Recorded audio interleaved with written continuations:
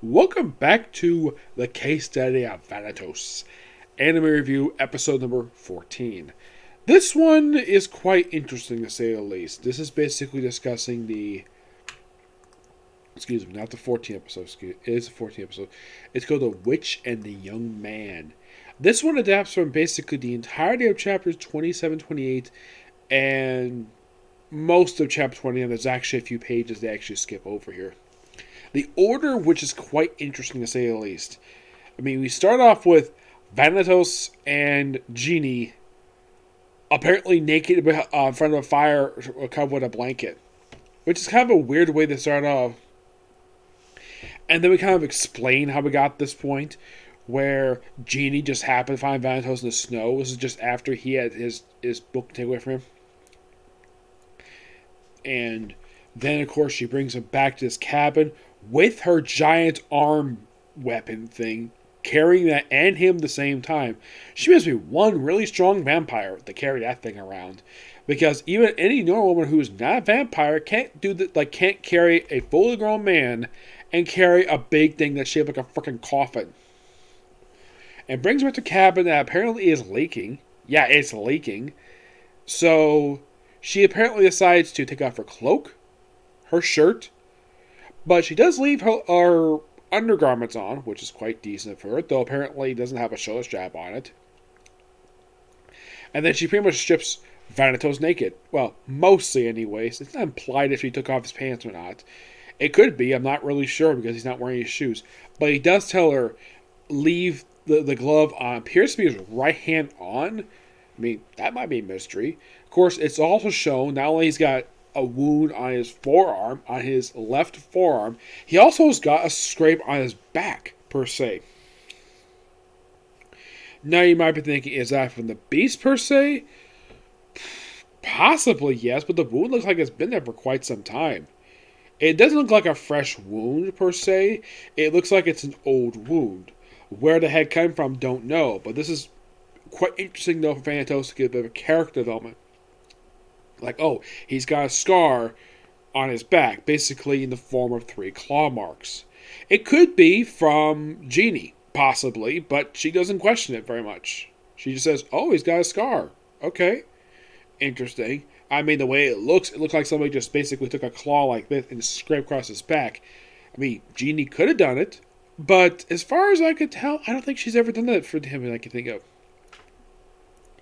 And apparently he's got a fever, and he drinks some water, and look how she carries water in her giant box that she carries. I get kind of the reason why, because I'm sure she probably gets really thirsty carrying the damn thing around. Now, here's the thing. In most one fiction, when it comes to basically vampires, they're never depicted eating other things aside from, well, drinking blood. Eating stuff, per se, it's not really descriptive very much when it comes to vampires. I mean, when we think of vampires, a lot of the time when it comes to their eating habits, usually it just basically, bite someone in the neck and suck their blood. And that's it. In the case of basically eating something, well, it's not really stated exactly what they eat, per se. The thing with this series is, this is actually by far the first series I've come across where it depicts a vampire and the person's having an actual meal. Yep, that's simply put what it is. Which is interesting compared to other series, we don't see vampires eating anything. Because they probably find the food to be disgusting. Possibly, yes. I like the ghouls in Tokyo Ghoul, who actually all they can do is basically eat humans and have coffee for some reason. Yeah, that was one thing the writer of the series never bothered to explain about that, but this is completely different from relates to ghouls, per se. So, it is shown in flashback that Genie does know who the beast is. Her name is Chloe Danapart. Yes, the Dasher. She's referred to as the Hidden Vampire. Why she's called that, I'm not really sure. And she apparently has known her for quite a long time. presumably about 100 years, because Jeannie's a vampire, because of course she's over 100 years old. This vampire looked like a woman, presumably from appearance-wise, to be in her mid-20s, I'd say. Yes, I'd say mid to late 20s. It's probably due to the fact that she's a vampire. Yeah, she mentioned that she's noticed since she was a child. And the first time when she went on a rampage, she volunteered to go and slay her. And of course, she did the same thing again in the 19th century, of course. And apparently, she taught her basically lessons, played games together, and then she went home. Now, in the manga, they don't really give an explanation why she had to go home per se. And if you're curious, though, like the anime, I kind of basically just said exactly the thing.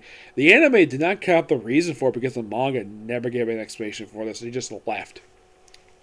So, after that, then the very next day, the two vampires show up, Jonathan and Dante, and then they go, and then of course, Vanitas basically threatens them because, of course, they might be hitting something, and of course, then they leave. Of course, because Jeannie, of course, explains to them about Chloe, who's referred to as the Silver Witch, and apparently Dante did see her. She was carrying Vanitas' book. Excuse me, and her assistant, Jean Jacques, is carrying Noe.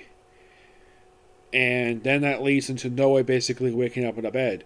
Now, I should point out, though, in the manga, per se, before they get to next day stuff, next thing you cut to the manga is basically Noe in this bed.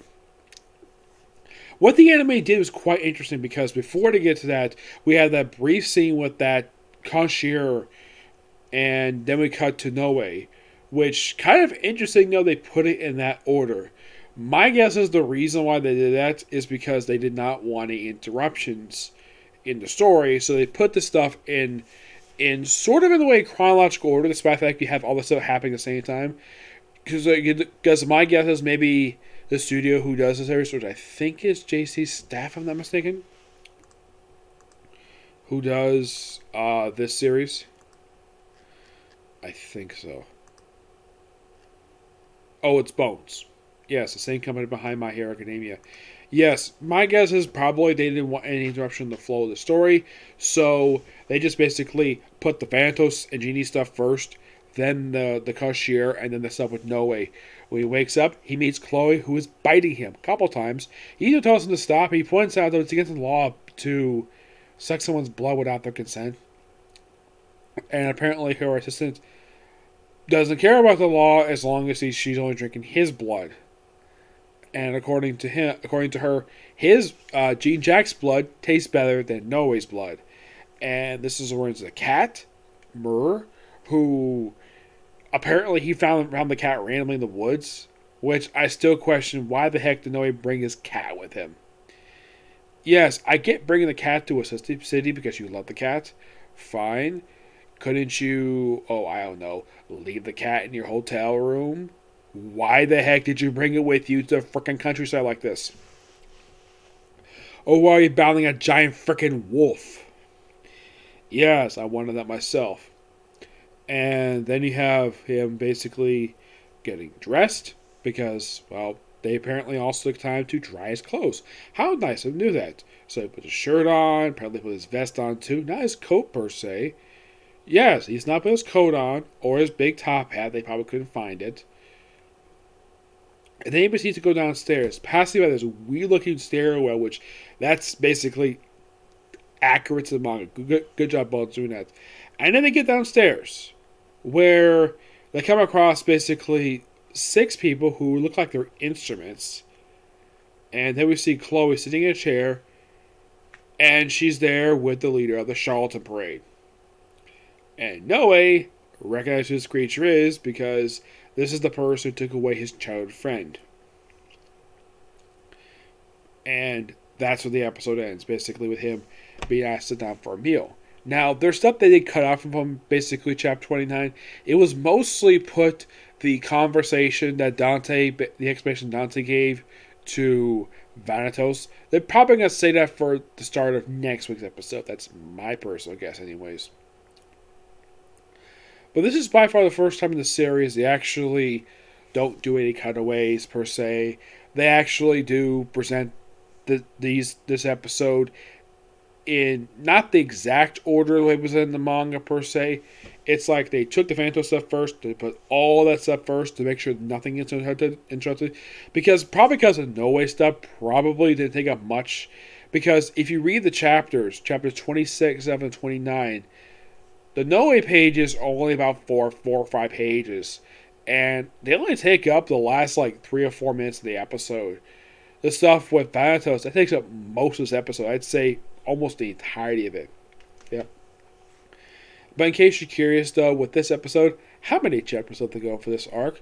Well, the arc itself is roughly, I think it's like 20 chapters, I think it is. Let me take a look here. It is roughly 24 chapters. So with this episode, we have exactly 14 chapters left. Now, my theory is that we're actually going to end Curt 2 with this particular arc. It's possible, per se, but they could also go to the following arc of the series, which is Hunters of the Dark, which is the most recent of the release of the series. It's possible, to say the least. But here's the thing. Excuse me, when it comes to the manga itself, they've only released 51 chapters. Well, actually about 53 per se. But, actually it's more like 54. Yeah, let's see. The most recent chapter released in the manga for the entire series, because the series comes out monthly. Let's see. I think it's roughly 54 chapters. Yeah. And the last chapter came out back in August. So maybe we're on hiatus again. It's possible, to say the least. Yes, that is distinctly possible. We might be on hiatus again, given the fact 54 was in fact the most recent chapter for release of the series. So, if that's the case, then that means the anime has only got about 25 chapters left to adapt. It's possible, to say at least. I mean, I think it's been confirmed that this Cur is only supposed to be about 12 episodes. Well, I think so anyways. Because... Nikki, don't forget dessert from last night. I had mine earlier. Okay. You know what his light comes on in your closet? Yes, Mom put it there last night. With Alex. See, I didn't know. Was it come in when you walked by it? Yes. Okay. It's left in my closet, okay? Didn't tell me. Anyways, yes. On occasion when I light this, that was put in there last night. Anyways. But this is a damn good episode. I do recommend it for people who actually like the series. I recommended this series to my friend Edgar about it. He has not got back to me if he's actually watched the series yet. I mean, the series doesn't have many episodes. I mean, currently it's only got about 14 episodes per se.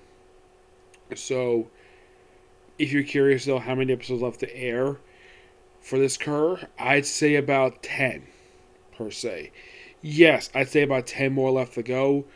But given the fact we're doing about 3 chapters per episode, my guess is we're probably going to finish up this arc and maybe go through the next arc. I don't know. It's possible, to say the least. Yes, it all depends upon Bones itself. Or they get stretched out. I don't know. Okay, so that's the particular review. Stay tuned for the next 2, which is going to be Miss Kobayashi's Dragon Bait. Okay? Next video. Bye.